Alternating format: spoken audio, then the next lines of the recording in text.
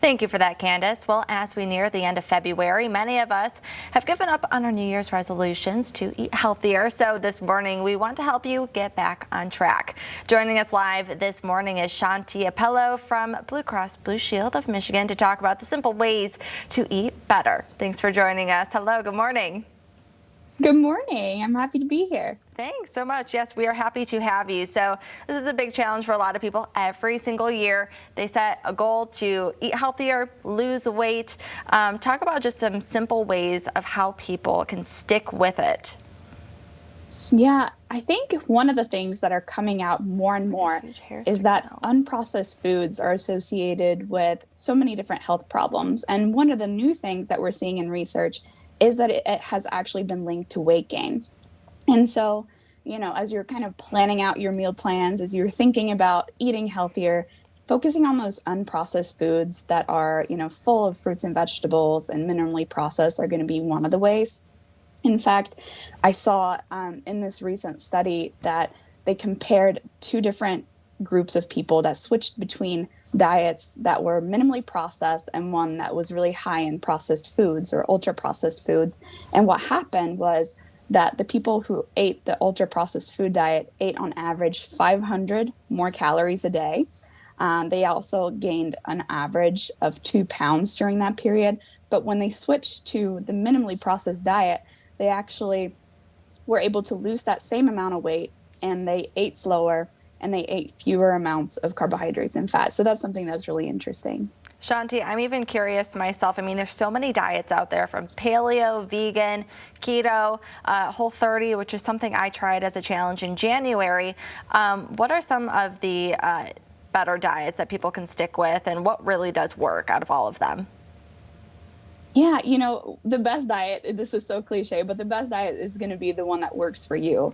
But I will say some of the best ones are going to be the DASH diet and the Mediterranean diet.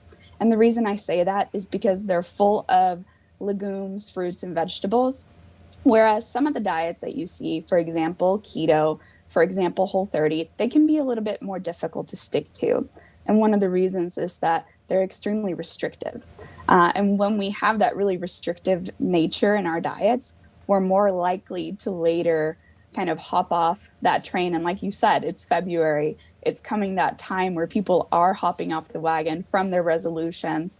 I think it's really important to reevaluate your goals at this time and think about ways that you can make it work for you. Because when you restrict yourself too much, you do end up kind of going back to those foods that you loved in the beginning and overdo it. Yeah, for sure. I think the one thing that everyone is really searching for is, how do I continue to implement these changes into my life regularly? I don't want to make it a challenge. I don't want to do it, once a month. I want to continue to implement this in my life. I mean, how can people find that motivation? Yeah, I think social support is going to be one of the biggest pieces to that puzzle. Whether you can lean on a friend for accountability, whether you can get your partner to join you in being active and making healthy meals. Another thing is going to be planning, because when we think about these really highly processed foods, they're also going to be very convenient.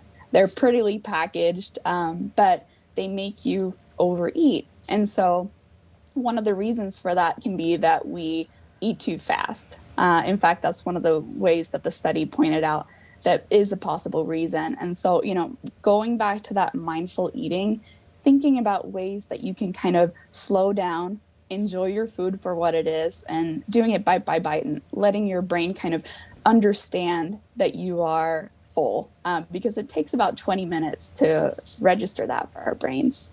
Shanti Appello from Blue Cross Blue Shield of Michigan. You had so many insightful things this morning to share with everybody. I'm sure it will help a lot of people. Thank you so much for your time. Time now Thank is you. 8:52.